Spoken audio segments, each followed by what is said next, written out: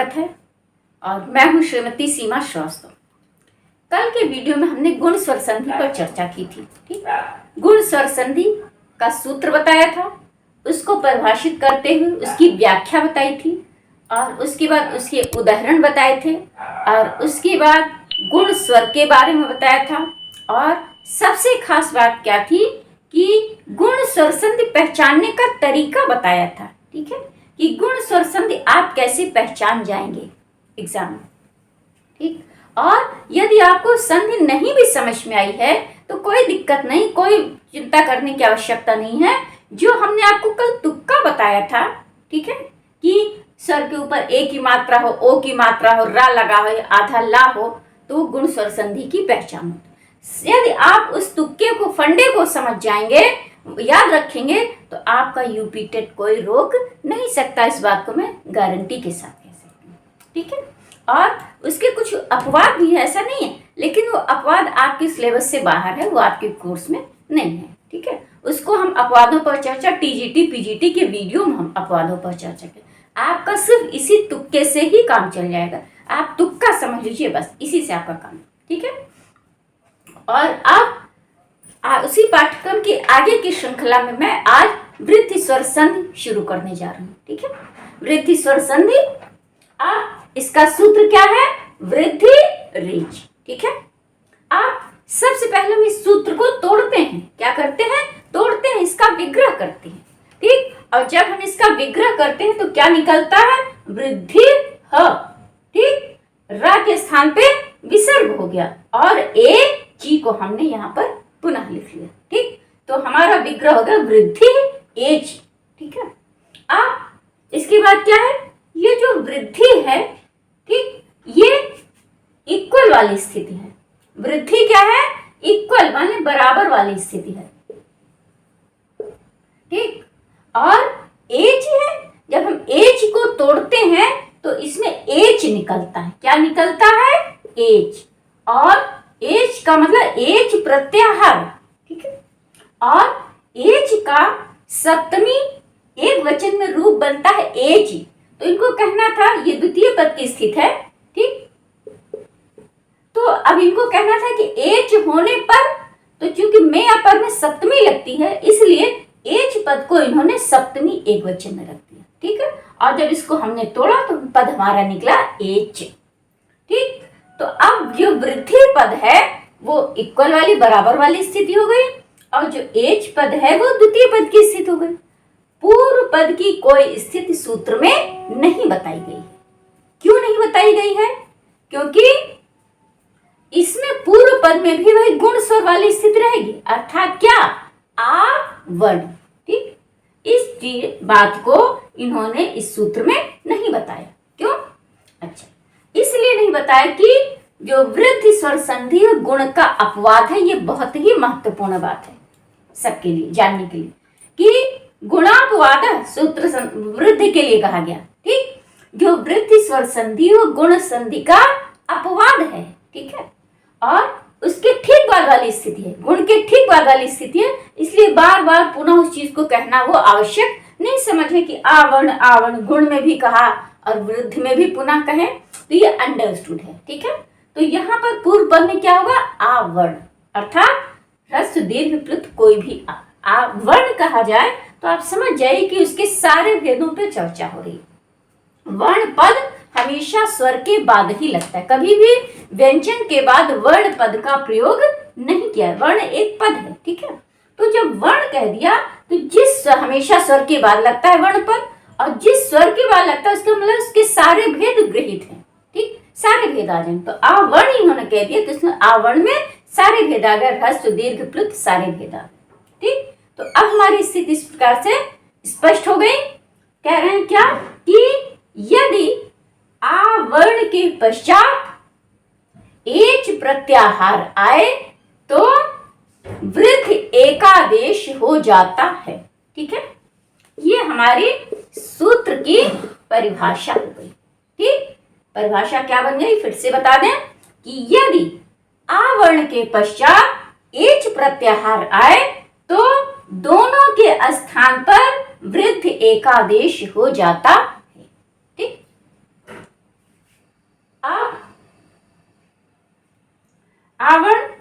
एक स्टेप और नीचे चलते हैं। आवर्ण और एच प्रत्याहार में क्या क्या आएगा, ए ओंग से शुरू करना है और आपको आई औच पर लाकर खत्म कर देना। तो ए ओंग, ए और ओ आ गया, ठीक, और आई औच, आई और औ आ गया, ठीक है, हो गया। तो अब एक स्टेप और हम नीचे चले, स्थिति और स्पष्ट हो रही है धीरे धीरे कि यदि आ वर्ण के पश्चात ए ओ आई औ आए, ए ओ आई औ आए, तो दोनों के स्थान पर, पूर्व और पर दोनों के स्थान पर वृद्धि एकादेश हो जाता है। अब सूत्र की परिभाषा स्थिति एकदम से स्पष्ट हो गई, ठीक है। अब 2 मिनट के लिए इसको यहीं पर रोक दीजिए, छोड़ दीजिए। अब हम आपको वृद्धि का मतलब बता रहे कि वृद्धि का मतलब क्या होता है, ठीक है। अब जैसे अभी हमने आपको पूर्व सूत्र में, गुण के सूत्र में, गुण संसदि के सूत्र में गुण स्वर बताए थे, ऐसे ही वृद्धि भी स्वर है, वृद्धि स्वर होता है, ठीक। और वृद्धि स्वर की परिभाषा क्या है, सूत्र क्या है, वृद्धि रा दैच, क्या है, वृद्धि रा दैच, याद रखिएगा। ये वृद्धि स्वर का सूत्र है, वृद्धि स्वर का सूत्र हम ऊपर लिख भी देते हैं आपकी सुविधा के लिए, वृद्धि स्वर का सूत्र है, ठीक है, वृद्धि रा दैच, ठीक। अब इस सूत्र के बारे में हम आपको कुछ और भी बातें बताएंगे, अभी तो वृद्धि स्वर का मतलब बताते हैं, इससे पहले, ठीक। अब ये जो वृद्धि है ये एक पारिभाषिक शब्द है, ठीक है। अब इसका मतलब क्या है, यहां पर वृद्धि का प्रयोग पहले किया गया है, ठीक है। ज्यादातर वृद्धि का प्रयोग बाद में होता है, कोई भी पारिभाषिक शब्द होता है, वृद्धि नहीं, कोई भी पारिभाषिक शब्द होता है तो उसका प्रयोग हमेशा बाद में किया जाता है, ठीक। जैसे अभी आदेन गुणा हमने आपको बताया था, याद होगा, गुण के संदर्भ में आदेन गुणा बताया था, तो गुण बाद में आया था वहां पर, लेकिन यहाँ पर वृद्धि पहले आ गया है।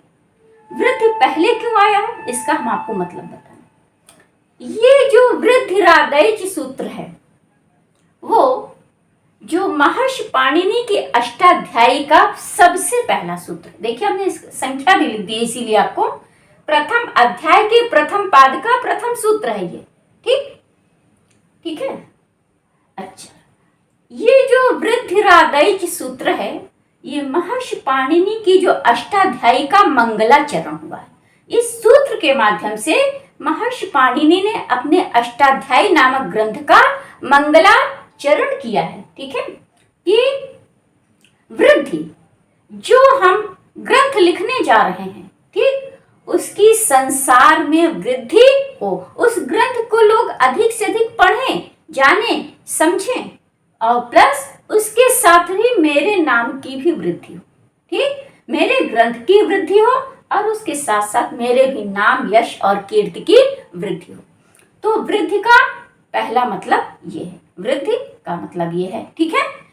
इस सूत्र के माध्यम से उन्होंने अपनी अष्टाध्यायी का मंगलाचरण किया है। वृद्धि शब्द मंगल का सूचक है, वृद्धि माने बढ़ोतरी, उन्नति, प्रगति, ठीक है। तो इसलिए वृद्धि को इन्होंने पहले रखा। इसका वृद्धि पद का पहले रखने का 2 प्रयोजन है कि वृद्धि, इस सूत्र के माध्यम से उन्होंने अपने अष्टाध्यायी का मंगलाचरण किया है, इसलिए रखा है वृद्धि को, और दूसरी चीज इसकी संख्या भी 1 है, प्रथम अध्याय के प्रथम पाद का ये पहला सूत्र है, ठीक है। अब हम आपको वृद्धि रा दैच का मतलब बता रहे हैं, ठीक है। अब इसको हम फिर से तोड़ते हैं, पुनः तोड़ रहे हैं, क्या, वृद्धि, वृद्धि ह, रा के स्थान पे विसर्ग हो गया, और अब ये आ है और इसके बाद बड़े आ की मात्रा लगी है तो हम इसको अवदा लगा है, तो आ द निकलेगा, और जब हम इसको तोड़ते हैं तो निकलता है हमारा क्या, आ तो, और ता के स्थान पे दा हो गया है झलाम यशवंती सूत्र से, ठीक है। तो वृद्धि ह, रा के स्थान पे विसर्ग हो गया, इसमें आ जो है, इसमें बड़े आ की आ और दा के स्थान पे ता हो गया, तो ये होगा आत और ये ऐ की मात्रा लगी ऐच, ऐच। ठीक, तो अब इस सूत्र को हमने तोड़ा तो क्या मतलब इसका निकला, विच्छेद क्या हुआ, इसको वृद्धि आत ऐच। ठीक, तो वृद्धि का मतलब वृद्धि स्वर, तो वृद्धि स्वर कौन कौन से हैं, वृद्धि स्वर कौन कौन से हैं, आत। अब आत माने वही तपरः तत्कालस्य वाला नियम यहां भी चलेगा। आत माने क्या, दीर्घ आ, दीर्घ आ। और ऐच, ऐच प्रत्याहार में क्या आएगा, ए ओम को हटा दीजिए, ऐच, ऐ औ आएगा। ठीक, ऐ और औ। ठीक है, क्या आ गया, आ ऐ औ। ये तीन स्वर वृद्धि स्वर कहलाते हैं। ठीक, ये तीन स्वर वृद्धि स्वर कहलाते हैं। जैसे अदेंग गुणम में आ ए ओ था, तो ऐसे ही वृद्धि स्वर कौन कौन से हैं, आ दीर्घ आ, ऐ और औ। ये तीन स्वर वृद्धि स्वर कहलाते हैं। ठीक है, तो जो वृद्धि का था मतलब था कि ये अष्टाध्यायी का पहला सूत्र है। ठीक है, इसके माध्यम से उन्होंने मंगलाचरण किया था। एक प्रयोजन ये है वृद्धि को आगे रखने का मतलब, और दूसरा प्रयोजन क्या है कि वृद्धि संधि में गुण स्वरों की वृद्धि होती है। ठीक, याद रखिए गुण स्वर अभी मैं कल ही आपको बताया था।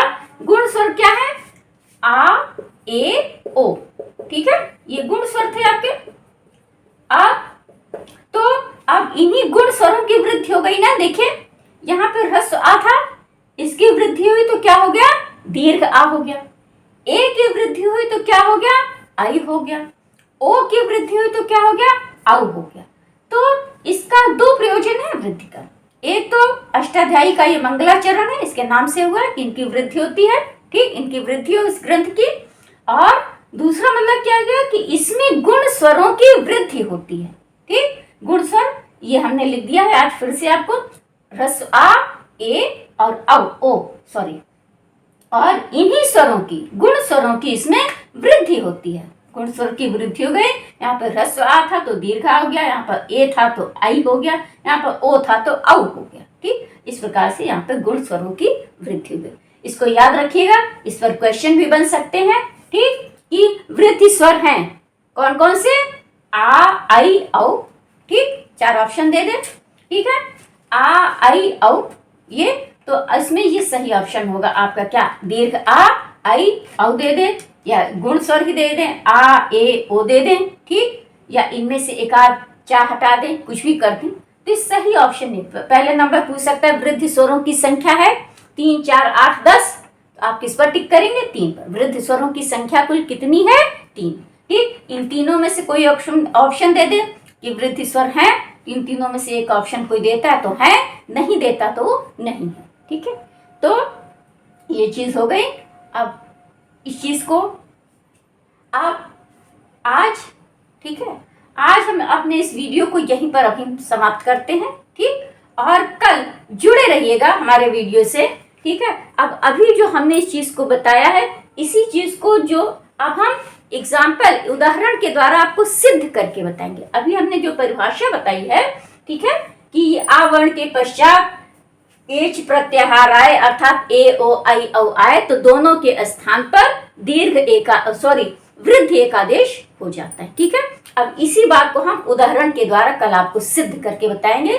हमारे वीडियो से जुड़े रहिएगा, हमारे वीडियो को लाइक करिएगा, चैनल को सब्सक्राइब करिएगा, और इससे पहले के सूत्र आपको देखने हो, जो भी सिलेबस देखना हो, पाठ्यक्रम देना हो, ठीक है, तो हमारी प्लेलिस्ट में सारे वीडियोस पड़े हुए हैं, उस पर क्लिक करिए, उसको देख लीजिएगा और बेल आइकन का बटन दबाइएगा। इससे कोई भी मेरा नया वीडियो आता है तो सबसे पहले आपके पास सूचना उसकी मिल जाती है। ठीक है, तो नमस्कार छात्रों, अब हम यहीं पर अपने वीडियो को समाप्त करते हैं। जय हिंद, जय भारत।